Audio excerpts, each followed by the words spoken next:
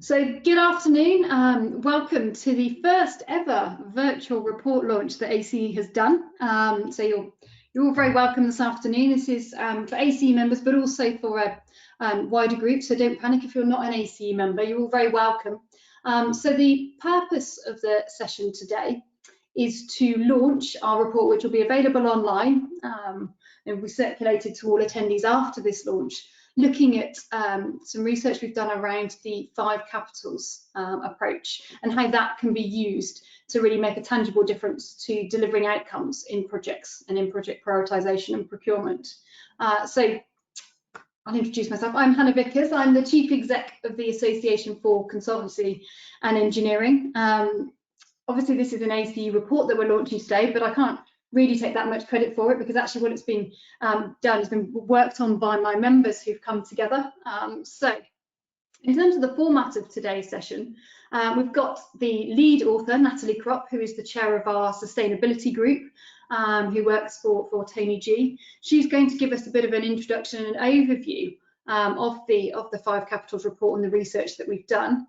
And then I'm really pleased to say we've got some of our colleagues from elsewhere in the industry. So we've got Keith Waller and Ron Lang from the Construction Innovation Hub, who are going to talk about how their work picks up the 5 capitals and actually embeds it using a value framework throughout the sort of project development, optioneering and procurement phases. So for everybody who says that we're not joined up as an industry, I think this is working practice that actually we can join up our various initiatives, because we've got the research being done by Natalie and her group actually being, live handed over to the Construction Innovation Hub, who are going to take it and embed it on projects. So really, really positive launch. It's not just a report in isolation. It's such fantastic work that Natalie's done that already we're going to be seeing it picked up and actually embedded on projects in both the public and the private sector. So the format today will be the 3 speakers and then some Q&A at the end. I'll just start by doing a little bit of housekeeping and then spending a couple of minutes setting the scene before I introduce Natalie. So housekeeping. If you've not joined us before on a webinar, you're very welcome. But just some housekeeping here. So you're probably going to have the best experience, because we've got a lot of speakers, if you listen through headphones, but it will work if you just want it through your laptop. There is an opportunity at the end to take questions. So in the panel on the right-hand side of the screen, you'll see there's the sort of chat function where you can write your questions in. So you can send those at any time, but just send them privately into the chat function. And what we'll do is I'll pick those up at the end and pose them to our speakers. So where you want more detail, where you want to challenge our speakers, maybe ask a little bit more about how this is going to work in practice, then please do start putting those in as the speakers are going through their presentations, and we'll come and pick them up at the end. And lastly, just to say that this is going to be recorded, so there's quite a lot of content today. There's quite a lot of detail, really interesting, exciting stuff, and we're going to record the webinar and put it on our website. So again, you can refer back to it, you can share it with your colleagues, you can promote it on social media if you want to. It's a bit more live than just sharing a report. Actually, what you've got is an explanation and hopefully some good insights about how the sort of evidence from the report is going to be used going forward. Okay, so I'll just spend a couple of minutes introducing this report, and then Natalie's going to take us through the detail. So essentially this, I think, is something that we've been missing in the industry for quite some time. There aren't many parts of the industry that would disagree that we want to be trying to deliver in a more sustainable way. And actually, we'll see the demands from society certainly shifting us that way, both in terms of needing to be almost more accountable to the users of our built environments, but also in terms of meeting net zero and trying to influence project decision making and procurement on the basis of delivering a broader set definition of value than just going for what might be the sort of most economically advantageous option or tender return. So really, this report, I think, came out of that, and certainly Natalie's great strength, I think, as the author that she's brought to this, has been in understanding the evidence base that you'd need to put behind influencing project decision making, influencing the procurement process. So really what the report focuses on is what is the, if we're not just looking at benefit cost ratio. We're not just looking at financial short-term capital investment metrics to decide on the best project option. How on earth do you bring a sort of quantitative method to understand and evaluate project options and to structure your procurement process?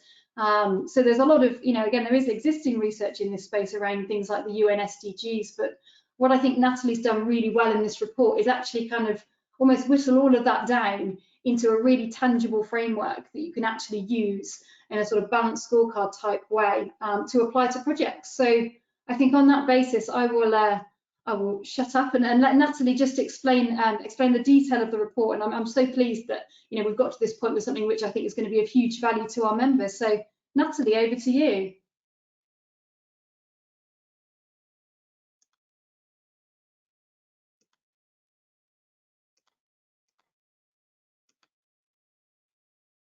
Just there we go. You can hear me now. We got. Oh, yes. The panic there. I was thinking I'm not in a position to be explaining this technically. No, I am here. Yeah. Well, thanks for that introduction, Hannah. Yeah, as Hannah says, I'm going to be talking through a little bit of the background as to where this report's come from, and then introducing the 5 capitals approach that we're advocating and some of the details in that, and then some of the case studies that our members have put forward with examples of what good looks like under these capitals, to try and put a bit of kind of flesh on the bones, if you like. Just kind of going back to where we were back end of 2018, we launched a discussion paper raising the challenges as we saw them to delivering sustainable outcomes on projects. And the recommendations in that paper and the following work of the group that we've been doing for the last 12 to 18 months is a precursor to this present report that we're launching today. So the key challenges that we'd identified previously is very much looking at the unintended consequences when you focus on one aspect of sustainability in isolation. They are very much interconnected, and you can end up getting yourself into a bit of a pickle if you're only focusing on one aspect and not looking at the broader picture.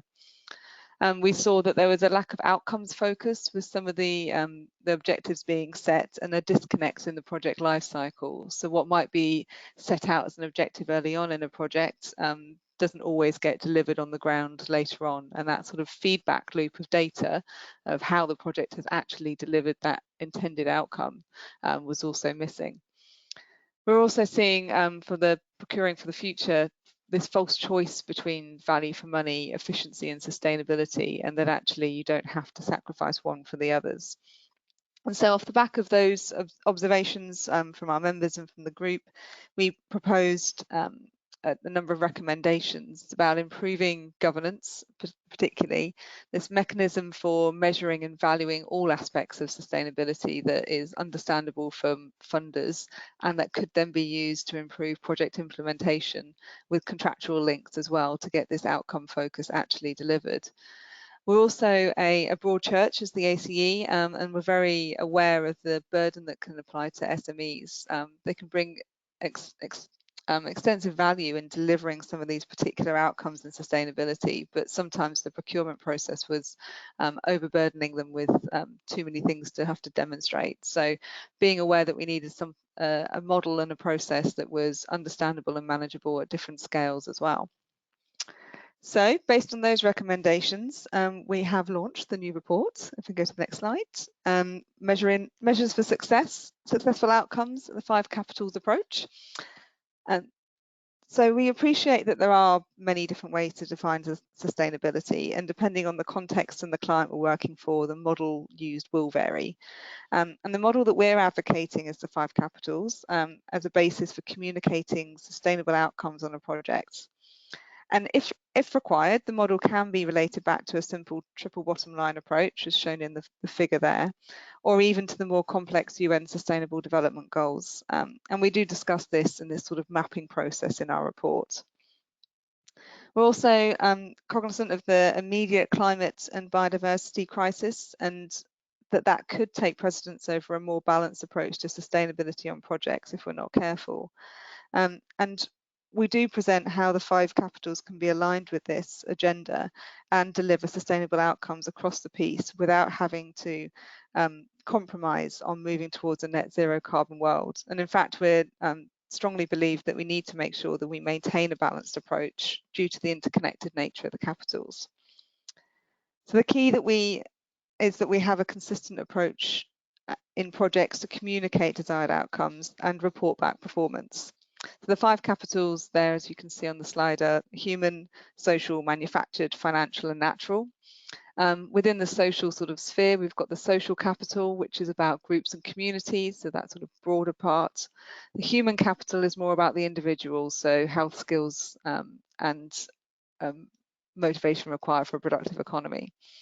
In terms of the economic bit, we've got the traditional economic measures, but also the manufactured capital, which is about materials, goods and assets. And then the natural capital, which is clearly the natural environment, resources and ecological services that provides. We do believe that having clarity in our definitions also helps the different stakeholders, so investors, clients, asset operators and even its users, to all reach an understanding of the purpose and the value added of a project. So why are we doing this project? What can we get out of it and who are we doing it for? It helps to focus us back into that sort of what's the point of this work. So the aim of the paper is to provide some basis for and some detail of what we mean by the 5 capitals, but it isn't meant to be an all-encompassing guide on its application. And as Hannah has said, we'll be working with others such as the Construction Innovation Hub and Construction Leadership Council to develop the model in more detail and determine how best it can be applied for procurement and supporting industry best practice. And you'll hear more about those work streams later on in this webinar. So moving on to what's included within the capitals in a little bit more detail. We have included a number of aspects of sustainability within each one. And in our model, it's worth noting that we see innovation as an enabler that sits across all of the capitals. And if we are going to achieve something different in our outcomes, we very much need to do something different in the process that we apply. So our approach has been to split environmental issues between natural capital for impacts on the local environmental context and low carbon manufactured capital for carbon and resource efficiency impacts, which by definition are not spatially significant and are direct result of man-made processes and construction. So that's how we've put carbon in that area. Similarly, the resilience of an asset, it needs to be built in. And so we've related that to the manufactured carbon as well. Alongside the definition of what goes into each capital, we're proposing an indexing approach to target performance, to set targets, but also performance metrics for a project. We see by normalising the different capital measures against a simple index scale of industry best practice, it's then possible to combine the different elements to assess an overall performance. We'll continue to work with the Construction Innovation Hub to develop this, and they've been doing a lot of work on the detail of what sort of ranges will go into that indexing and what the specific metrics are as well. But in simple terms, what we're proposing is the scale range from business as usual through to a significant sustainable outcome for the capital. And in the report, we outline what we mean by this for each capital as well. So for each individual element, we've given examples of the relevant national indicators that are used to assess the state of that capital in the UK. So they're not necessarily suitable as measures applied directly on an individual project. However, the combined industry project successes should be aligned to improve those indicators. So we should all be working towards that sort of bigger picture. We provide some types of related metrics that could be used on a project level as well, where performance could be linked to the procurement mechanisms used for that project. And then we provide some best practice examples across the industry to demonstrate what can be delivered. So looking at those examples, just to give you a bit more flesh on the bones, we've got a case study for each capital presented. So taking the natural capital example there, we've got a development of a master plan for a garden town, which is Otterpool Park. It's 8,500 houses in Kent. And within that project, there is a natural capital strategy that was developed to maximise ecosystem services from the green infrastructure and to deliver biodiversity net gain. And the measure that was applied to this to demonstrate how that can work was a 20% net gain in biodiversity that came out of the design process, but it also came along with aesthetic value and recreational benefits, which kind of starts to hint towards some of the interconnected nature of the capitals. Within natural capital, it's worth noting that the Environment Bill includes provision for biodiversity net gain to be mandatory going forward. And so having plans like these is going to be required on more and more projects as we move forward. And so it's definitely something that will be happening more regularly. Social capital, we've picked an example there from the King's Cross development, which really demonstrates placemaking in action. It shows how the wider community and users of a place can be considered and brings together multiple land use types, so everything from homes, shops, offices, restaurants, schools, and even a university in what was an underused industrial wasteland effectively. And there's a social value report that's been produced for this project that demonstrates what the capital is that's been provided by this development. And then the measures that we've picked out were the number of users and visitors to the area, so 7.5 million visitors to the site for particular events and uses. And it's a 10.5 hectares of public ground that was developed alongside the overall scheme. Bringing it down to an individual level on the human capital, we've got an example from the Midland Metro Alliance, which is a tramway extensions in the West Midlands, linking to their skills-based activities, which are aimed at training and developing local people. So within that project, there was a sector-based work academy that offered unemployed candidates in the region an accredited qualification, personal skills and experience to kickstart a career in the light rail sector. The measures of success that we've used around here are the number of people involved and the outcomes that they've seen. So there were 50 local graduates from the scheme. 6 actually then went on to be enrolled in the Trailblazer Tramway Construction Operative Apprenticeship that was developed also by the MMA, along with others. And 26 of those graduates were also employed directly onto the project, with others being picked up by alliance partners and other employers in the region as well. So another success story of individual skills benefits. On the manufactured capital, we've got an example from Pennington Pumping Station near Greater Manchester. Now this provides a 1 in 100 year standard flood protection for over 400 properties. So clearly a number of benefits from the scheme's existence as it is, but it had reached the end of its serviceable life and required replacing. Now, instead of just replacing like for like, a carbon planning tool was used to assess the life cycle benefits of the options. And the selected scheme saved 35 tonnes of operational carbon, but also produced a £70,000 cost saving as well over its life. So again, linking the manufactured capital with other aspects of sustainability there, but very much about the low carbon future and the consideration of carbon in all of our projects going forward. The financial capital, clearly this is linked to the traditional economic aspects of sustainability, but also we're broadening this to consider wider returns on investment, so social return on investment is assessed in this project. Very social housing is a series of self-contained flats and houses for frail older people that need regular care. So it supports tenants' independence that they would not otherwise have in a traditional care home. The very social housing case study in Scotland had a social return on investment assessment carried out, and that measured both the well-being benefits for the residents, but also the financial returns and savings for the government through the process. And this project demonstrated a £33.7 million social value gain from an £18.3 million investment, so between 1.5 and 2 to 1 return on investment there, largely through savings in the care home costs that would have otherwise been spent, but also the well-being benefits to the residents. So hopefully you can see there's a flavour there of examples of what we mean by each capital and the kind of measures and successes that we can be achieving on our projects. We have also applied this to a single project where we've looked at all 5 capitals in one for Thames Tideway. We did this at a fairly high level just to demonstrate that all of the capitals could be considered together. So if we just click to the next slide. So the 5 capitals are obviously shown here, and as I say, we took a fairly high-level view of just an example measure of where sustainability and success is being achieved through each capital. So for the natural capital with this project, it's about improving water quality and habitats, which is a significant improvement for the river, including fishery nurseries habitats as well.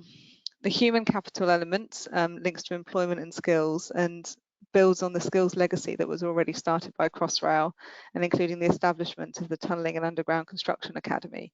So similar to the other examples, looking at local skills within this sector. The social capital, with the improvement of the water quality, it also improves the access to the river for local communities, and a lot of the spillways and access points are being used for recreational use, but also business use. In terms of manufactured capital, there's a number of carbon savings that have been built into the design process and designed in, but also through construction and the delivery of materials through barges rather than on the road it's producing a huge carbon saving for that project. And finally, the financial capital in improving the Thames Tideway, the sewage movement and the water quality, we're unlocking the development constraints and associated investment for that area. So you can see how all of the capitals can apply to an individual project there at a high level. Just moving on to how we see this actually being implemented. We propose implementing the 5 capitals through project development process and provide a framework which allows the economic, environmental and social aspirations for policymakers, funders and project deliverers to be robustly assessed and valued in the appraisal and procurement process, but also in the project's delivery and of the proposed outcomes. Our goal is to support more informed decision making and ultimately deliver greater value for society. If we can build in this process to the stages of project assessments that exist, then we can be checking that we're delivering the outcomes and the value that we need. The opportunity has already been identified in the Infrastructure and Projects Authority in the Alignment and Integration chapter of their Transforming Infrastructure Performance report. And this paper is directed towards supporting a framework to deliver on that. A key aspect of the approach is that it's applied at all project stages to define the purpose of the project, the intended outcomes, and then monitor their delivery. So at a programme level, so major projects funded by governments that would be using things like the Green Book to assess them. In the report, we present some detail around how the 5 capitals could be used within government project appraisal guidelines. So we're not suggesting that you need a change to the rule set, rather introducing a more robust evidence to support the process. Within the private sector, at a funding stream level, the capitals can be used in a similar way to describe and set measurable metrics as the criteria for accessing funding. And doing this in a measurable way allows for transparency and prioritisation of project funding bids against those criteria and their relative importance. At a project level, the model can then be used with the same capitals highlighted, targeting the same aspects, but specific project level metrics that would be more appropriate to provide clarity and certainty in the delivery of those outcomes back to the funder. So as all good reports should end, we have a number of recommendations that we're putting forward. The first of which is for our members to use the 5 capitals to measure sustainable outcomes for their clients. So we're asking our members to put this out there and promote it within the work that they do. Secondly, we want the government to work with us and the CLC and Construction Innovation Hub to embed the 5 capitals into their appraisal and business case processes. We want private sector funders and clients to work with us to bring the model to their development, appraisal and procurement processes. For the ACE to develop business models and commercial arrangements for the consultancy business, which incentivises and reward delivery of value defined by the 5 capitals. And then for wider industry and external stakeholders to consider this holistic approach to ensure a cultural shift through the sector and beyond. So we really are promoting this for use in a practical, pragmatic way and to really get a shift within our industry to more sustainable outcomes from our projects. Thank you very much. Fantastic, Natalie. No, that was really, really great presentation there, and you covered a hell of a lot of ground, if I'm honest. There was, there's so much detail, and I think that's just a sort of a great advert really for people to pick up the report and actually read through, because not only, as you say, you've got the sort of high level framework that you've designed, you've gone into the detail to give some practical examples to those naysayers that say, well, you couldn't possibly apply this on a project. And then lastly, you say you've sort of made these recommendations and set out next steps around how this could actually work. Again, sort of some of that myth busting around, well, clearly you wouldn't be able to apply this on public sector projects. Actually, the report does kind of cover all of those angles. So congratulations on such a great report. And thank you very much for presenting. So we've got some questions coming through. I'm going to save them up and keep them at the end, but please do keep your questions coming in, because I appreciate there was a lot of detail there that I'm sure we'll want to draw out from Natalie's brain when we get to the Q&A session at the end. So no, thank you very much for now, and we'll come back to you shortly, Natalie. Really appreciate that.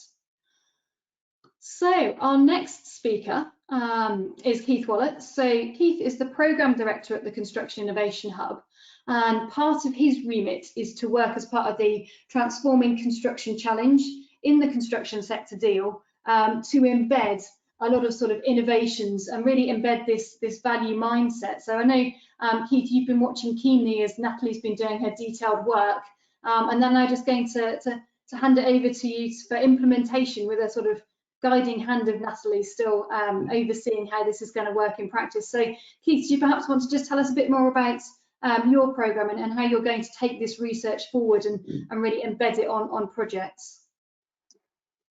Yeah, thanks, Hannah, and thanks, Natalie, as well for that. Firstly, I'd like to say I really welcome this report, and I'd encourage everyone to read it. It is a good read, and I'm delighted that the Hub is already working with ACE in converting the recommendations of this report into practice. I believe it's got real potential to transform how we assess and how we measure value through a much broader lens than cost. So I'm going to run through, perhaps before Ron later goes through a bit more detail of how we in the Hub are working with ACE in delivering the recommendations, just to try and set a little bit of context of how this fits into our broader programme. So Chetna, if you can flick on one, please. So pre-COVID, industry was already on a transformation journey. Government itself was pushing for much more productive ways of delivering value and delivering output, and it had announced a number of things in its policy framework. For example, a presumption in favour of off-site for 5 government departments: education, health, defence, justice and transport. And it put a number of major policy papers out, like transforming infrastructure performance and ties, which were also pointing this way. And government, on average, spends around about £15 billion every single year on buildings. That's schools, hospitals, prisons, social housing, and so on. And at the moment, if you look at the left-hand side, you can see the vast majority of that work is delivered traditionally. There's a little bit of off-site, a bit of modular stuff happening, a little bit of refurbishment happening. But if you click on one, we can see that in 10 years' time, if all these policies are going to be enacted and they're going to start to deliver differences in the way we assess and the way we deliver and the way our infrastructure performs, that blend of work is going to change very dramatically. So we're going to see a tailing off of traditional, if that policy is followed, and we'll see greater levels of manufactured solutions coming in. And I differentiate off-site and manufactured between a lot of the stuff we have at the moment in off-site is perhaps a standard product being used, whereas manufactured systems are really about using a standard process to deliver it. So ultimately, much more customizable to meet the particular needs of the user, the local environment, society, and so on. And I think actually we'll see a growth in the amount of retrofit work that's happening, which is really either repurposing or upgrading facilities to be much more net zero compliant than they are at the moment. So a big push towards moving to more sustainable infrastructure. So that's really how the market is going to shift. But if that's, and that's certainly our estimate, but it's not really about how cheap we can buy things, and just considering it through the lens of cost during the capital phase, it's about how do we define, measure, and deliver value. So if we want to flick on one, so it's not just about a technical solution either. If we developed manufacturing quality systems and processes, kits of parts that can make up our buildings of the future, that technical solution really is not very useful unless there's an enabling framework around it. That's around how we assess and measure value, how we make choices around value, how we ensure we're able to deliver better societal, environmental and economic outcomes from the investment that's made, and how do we actually support the industry to transform from its current delivery models into a more sustainable future. So, sorry, Chetna, one more. Our program then in the hub is really delivering a number of activities. We've refocused our program to be much more aligned to 4 key thematic areas around value, which Ron will talk about, and of course there's a strong link there with the work that Natalie's described, around developing manufacturing systems that can be used for buildings and infrastructure in the future, making sure there's a proper assurance framework, the golden thread, that demonstrates it complies with regulation, it meets performance criteria, and embedding all the right digital and data systems and tools that enable that to happen. And to deliver that, we have to be working with government and we have to be working with industry. There's no point in us in developing these things in splendid isolation. We need to make sure there's clients and government who are able to procure and specify on that basis, and an industry that has the capability, capacity and appetite to be able to deliver it. And if we get that right, we should start to deliver better outputs, better buildings that we can demonstrate and deliver improved, sorry, go back one, deliver improved through life performance. And that's looking at the physical and the digital outputs that come from that, and really trying to demonstrate through that investment that we are indeed delivering those broader social, economic and environmental outcomes. So, again, Chetna, we have to recognise, of course, that we are coming back from something that's very different. So it is no longer, I think, reasonable to assume that what we were doing and the way we were doing it just 3 short months ago are going to be the way that we'll be doing it in the future. So whilst the vision for the long-term transformation of the sector remains, we still need to improve our performance, we still need to deliver greater value, we still need to reduce the amount of impact we have on the environment, we need to get a better path to net zero, we need to produce less waste, we need to help rebalance the economy, we need to build sustainable jobs and businesses in the UK. All of that remains, but actually we need to be thinking about how we start from a different perspective. So when we've been looking at our programme in the hub, we've been looking at those activities that not only support a long-term transformation of the sector and delivering some of these long-term objectives much sooner, it's what parts of our programme can we seek to accelerate so we can start to get impact and start to embed these much sooner into the market. So we're talking about how do we help businesses who may now be struggling to support the transformation journey. How do we help them to come on that journey? What support do we need to provide? Because we need to co-deliver our program alongside industry. We need to try and identify how we get things into the marketplace sooner. How do we get these solutions embedded? So what are those areas around our program that we want to do more of and do quicker? And certainly it's going to be around how we develop and embed the value framework and work with the 5 capitals, and Ron will cover that shortly. It's around how do we develop some of that technical output around manufactured systems and solutions with the supporting digital and assurance frameworks around them. So part of the options that become available are proper manufactured solutions that deliver better performance through their whole life. And of course, there needs to be a joined up recovery plan for the sector.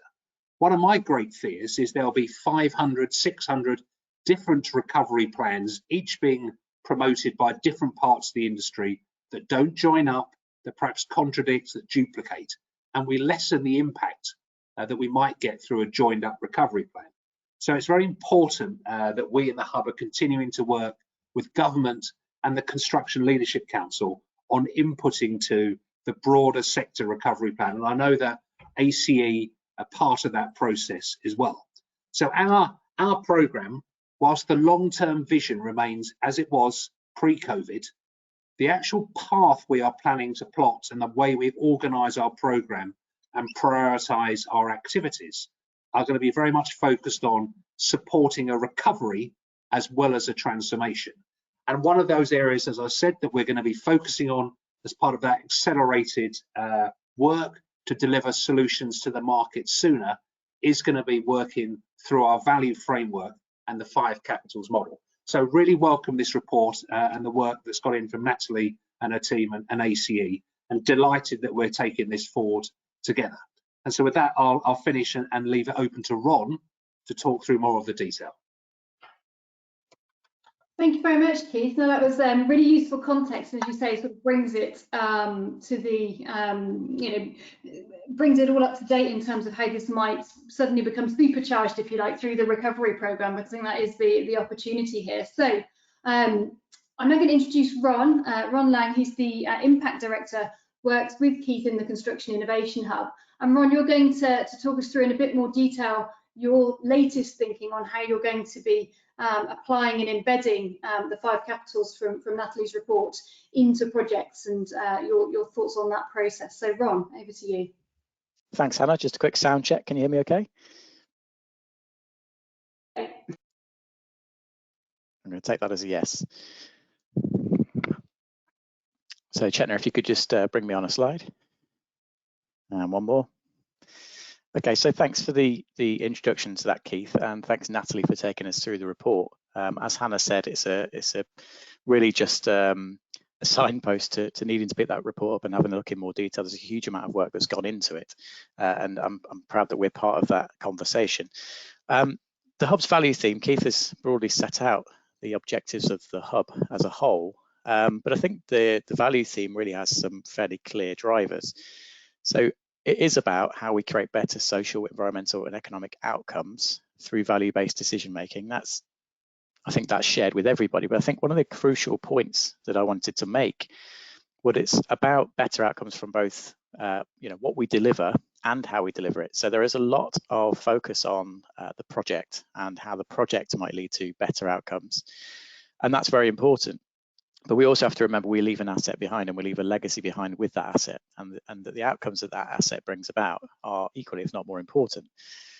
So within the value framework that the Hub is developing, this decision-making process and this decisions led by a value lens is equally applicable throughout the life cycle. So it's not just about that capital delivery phase and how we make proper and value-based judgments and decisions.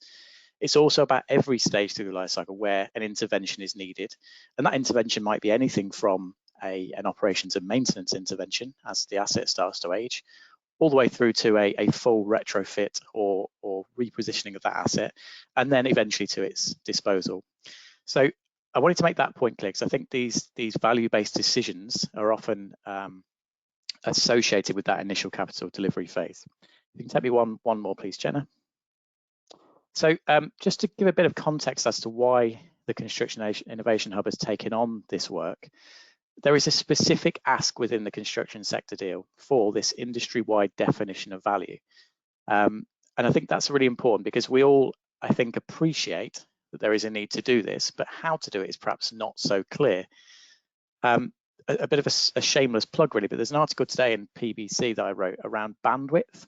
So as I see it, I think people's and organizations' bandwidth is something that we can help with. So what I mean by that is the number or the varied categories of value that Natalie has just taken you through show just how much information and knowledge a client or part of the supply chain must have to make a broad value judgment.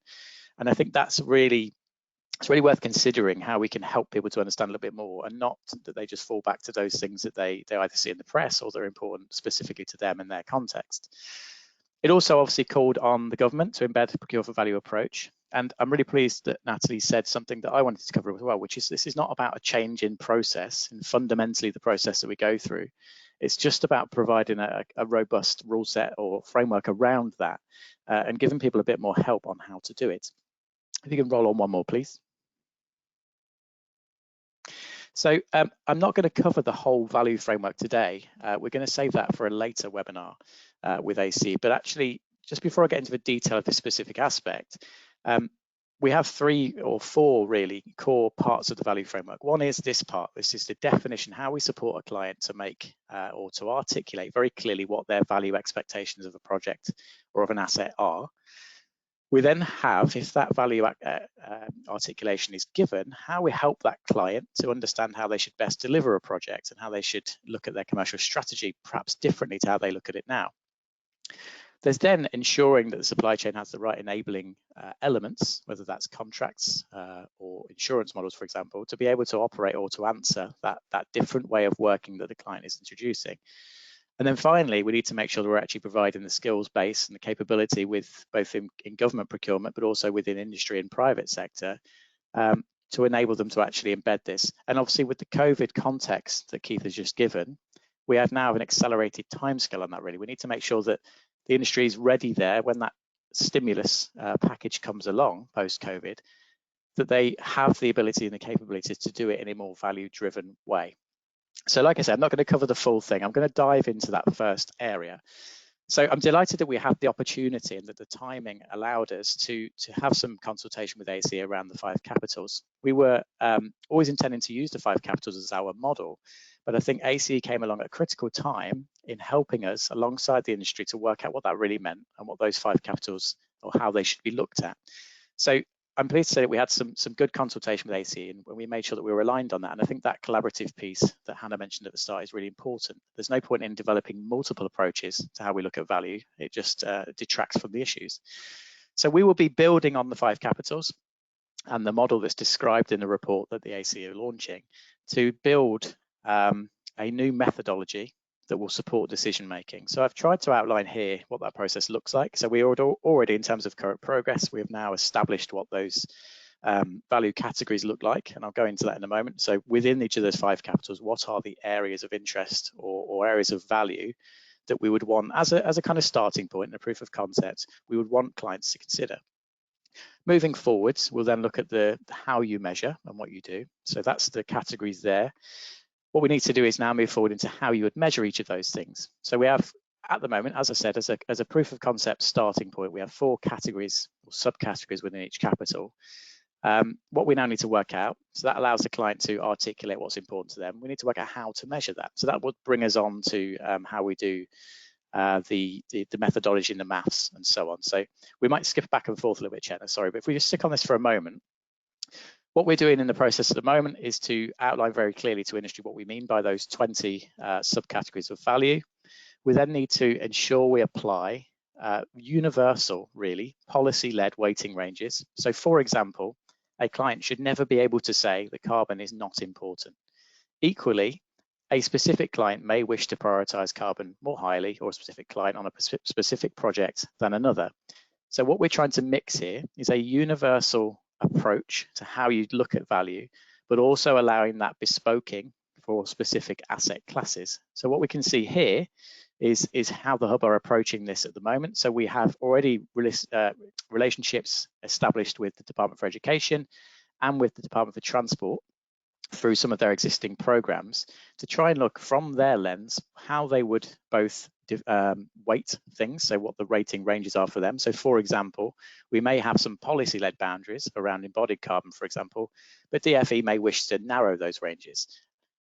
We then need to look at, for those specific departments or clients, what the specific metrics and measures look like for them. And this is really important, so we can take a fairly basic example. In terms of well-being, the Department for Education will be heavily looking at things like indoor air quality or indoor environmental quality, to be more specific. This is completely different when you get into transport and linear infrastructure. So we would need to look at a different way of articulating value in that space for that particular client. Once we've done that, we then look at the usual fun and games around benchmarking, what good looks like, with the added caveat, I suppose, that this whole thing only works when we start to get circularity of data, which I think was mentioned before. Needless to say, we're not just focusing on public sector. That's where we're grounded as a program, but this framework is equally applicable to private sector clients. And we're currently going through a process of identifying some eager clients to take us through the same process for different asset subclasses. Just roll on to the next one, please, Chetna. So I'm not going to spend a huge amount of time on this. We're developing a web-based tool to accompany this process, and it's really critical that I say the process and the tool that we're developing does not replace the conversation that needs to go on between a client and its design team or its advisory team. It really is just there as a guide to guide them through a process of how you start to weight your value categories and give priorities. It then helps to set some structure to how that will be assessed. And I think we touched earlier on how we might start to actually embed this within procurement practice. How do we hold people to account for the things that they say they would deliver in terms of value? It guides them through how they can start to refine the ranges of performance they're expected. So it enables them to give their supply chain a very, very clear indication of what they expect good to look like. And it also then enables them to evaluate different proposals against that value expectation. So I don't think I want to say a huge amount more than that, if I'm honest, Hannah. I think if we've got some questions coming in, it'd be quite nice to hear from that. But I think I would just reiterate a couple of things. So firstly, this work is being done in collaboration with AC, but also with the Construction Leadership Council. So we're building on the legacy of the Procuring for Value work stream led by Anne Bentley. This is a really, really useful collaboration, and it's a really, really powerful one. I've written in a few places over the last few weeks that this really is a movement now. This movement towards procuring for value is one which I'm really pleased to be part of. And actually that CLC group has access to around 80 industry contributors as well. So we have a great community of practice there to draw on. But also, I just wanted to add one more thing about the report specifically. Because we are building off the back of this work, we would be really keen to hear any feedback or thoughts or comments around the report, such that we can make sure we embed them into the next stage. So whilst they can absolutely go back through the ACE, I just wanted to reassure people that we will also be taking note of those comments and building in anything that we need to. I think I'm going to leave it there, Hannah, if that's okay. No, that's brilliant. Again, another sort of action-packed presentation, an awful lot of content and ground that we've covered. But again, I think it's just testament to the work and the detail that Natalie's done, that actually you're able to pick it up and almost just move straight forward with it into application, into conversations with clients, because you've got some of that research in the bag already. So really pleased to see that it's already progressing even before we sort of officially come out with the report today. So we have a few questions. So the first one's for yourself, Natalie, and it's just sort of picking up, I think, wanting a bit more detail on some of your case studies. So you gave the examples of the individual case studies looking at one capital on a project, and then you gave the example of Thames Tideway, where you looked at all 5 capitals. In your experience, is it more reasonable for a client to be very focused on one particular capital, and that's the best way to deliver value? Or how would you sort of manage that with a client if they were having that conversation with you about delivering value? Is it about focusing on one, or is it about thinking about all 5 together and their relative importance? Yeah, I think thanks for the question there, Hannah. I think the consideration of all the capitals is important, and whilst we've given examples in the report of what good looks like under each capital, actually any one of those projects will have had other impacts on other capitals as well. We've just not highlighted it in the report. So I think you do need to be able to prioritize what's relevant and what you can have an impact on, and what makes sense for the project as well. So not all aspects of sustainability will be relevant to every scheme, but what we would advocate is that you actually consider the broader impacts across 5 capitals, and particularly some of those interconnected aspects as well. So Hannah, I'd also come in there in support. So the whole point really of the methodology and the tool that the Hub is developing is exactly to do that. So I actually had a conversation with Forum for the Future, who originally came up with the 5 capitals model, and they raised exactly the same concern, that as soon as you look at these as individual elements of value, then you start to lose those interconnected, those connections really. So what the tool does is make sure that all of those things have been given due consideration and attention. And yes, you allow clients to weight what's important to them, but you do end up being able to see, based on the scoring mechanism that we're working on, when one thing goes up and one thing goes down across different categories, that relationship is critical. So for example, if we decide to major on carbon, and let's say embodied carbon, that will have an impact on other elements. So we need to make sure that it's very, very clear from that process and from that tool to the client what those consequences are. And I think it was mentioned in one of Natalie's earlier slides about unintended consequences. That's exactly what we need to avoid. So there is, I suppose, a current example, there's talk around a deep green retrofit as part of the recovery plan, for example, has been suggested from a number of places in industry. That decision should not be based just entirely on that area, that element of value. But we must make sure that it's being done with a broad view of the other unintended consequences that could occur, or potentially the value that could be delivered from doing something a little bit further than carbon as part of that wider retrofit. So I think that's a really, really good question, and one that we're really, really keen to address through the way that the tool works. Brilliant. Okay, 2 for the price of 1 there on that question. Keith, I've got a question come in for you with your, you gave the sort of indication to the CIH wider programme, and the questions come in is, how do we balance the need to move to manufacturing and platform solutions with a local authority requirement for local social and human capital? How do you see those interfacing, and what have you come across in the wider CIH programme on that? So that's something that, again, that's a key question that needs to be worked through. I think there's a number of ways that local authorities and planning use their consenting powers to drive social or economic or environmental impact. Quite often that's articulated through the roles of local employment, but quite possibly there may be a better way of delivering that value if we're looking about a more rapid delivery of service, less impact to the local communities through traffic or through congestion from a construction activity that could equally be well moved off site. But that's part of the rationale behind balancing and how different clients may have different perspectives and choose a different weighting that Ron referred to earlier. So as an example, it's quite possible that a scheme that's based in somewhere in the northeast of England with a high level of unemployment may put a higher weighting on some of the employment opportunities that may be afforded, whereas a scheme that's being delivered in a part where there is virtually no unemployment then may consider that to be a lower weighting. So what we're trying to do through how we use the 5 capitals model and articulate it through the value framework is to provide clients and consenting bodies with data that enables them to make an informed choice about value. So as ever, it's never all about social impact, it's never all about environmental impact. It is a balance. And what we want to do is to establish a clear framework, but allow local decisions that are focused on the particular needs of the community or the particular needs of the owner and the operator that fit within those upper and lower bounds that Ron referred to. So it may well be that a cheaper solution could be manufactured, but a better value solution may be something that supports local employment. And that's the purpose of the tool, is to allow people to make a choice, an informed choice, based on what is valuable to them and what they value. So part of the exercise is, and the early part of work package 1, as Ron described it, was allowing clients a tool that enables them to articulate how they would allocate their 100% of value between a number of these categories. And then we can make informed choices based on that.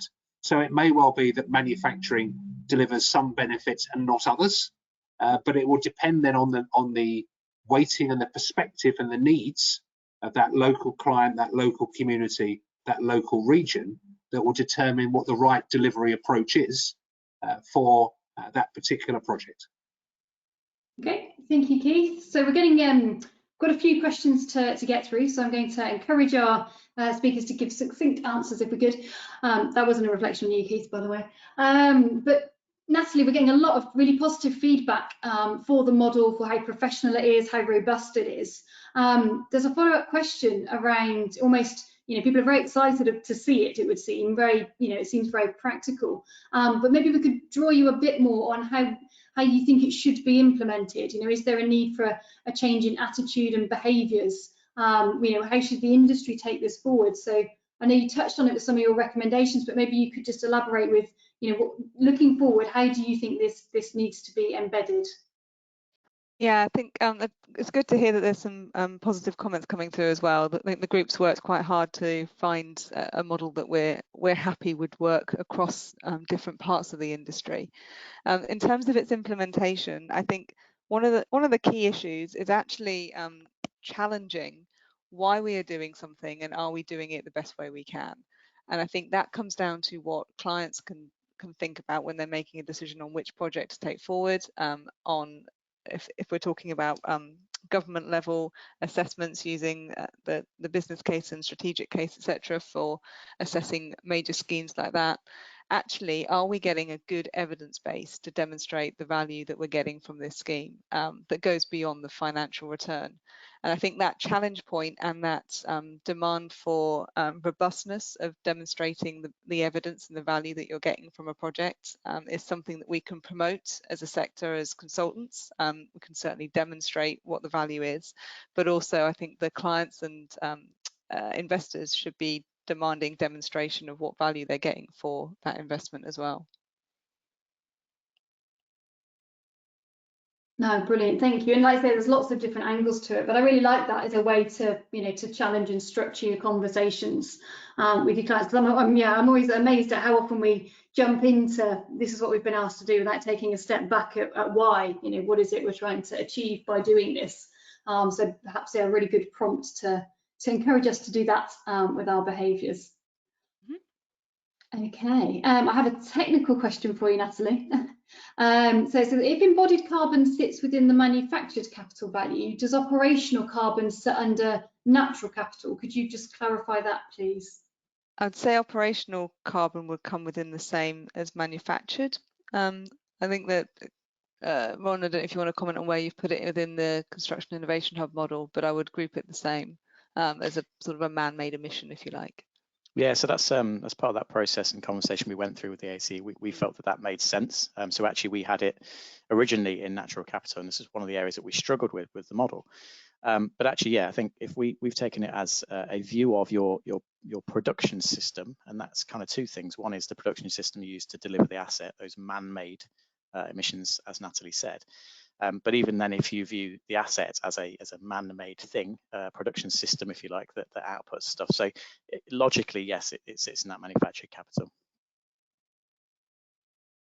Okay, great. Right, and we have, I think, time just for one more. This is a question that I might even answer myself because it's back into my area. So this is around, I think, sort of taking this forward into industry, and there's sort of two linked questions here. So one is saying that the sector deal talks about a risk and reward return for the industry, but we're looking at sort of 1% margins, which are quite low. So then there's a sort of follow-up question from a second participant that says that how to support the sector deal, how are the current procurement models going to change? Do they need to move from being transactional and actually sort of incentivize value?